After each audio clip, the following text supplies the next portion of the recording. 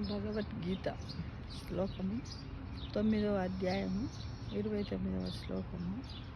సమోహం సర్వభూతేషు నమే ద్వేషోస్తి నా ప్రియః ఏ భజంతి తు మాం భక్త్యా మైతే తేషు చాప్యహం. భావం ఏంటంటే, నేను ప్రాణులందరిలోనూ సమముగా ఉన్నాను.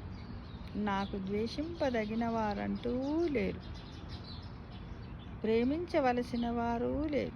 అయితే నన్ను భక్తితో ఎవరు సేవిస్తారో వాళ్ళు నాలో ఉంటారు, నేను వాళ్ళలో ఉంటాను అని శ్రీకృష్ణ భగవానుడు అర్జునునికి ఈ విధంగా 9వ అధ్యాయం లోపల 29వ శ్లోకంలో వివరించి చెప్పారు. మనందరికీ అర్థమయ్యేటట్టు భావరూపంలో కూడా తెలియజేసినటువంటి మహానుభావులకి వందనాలు. హరి ఓం.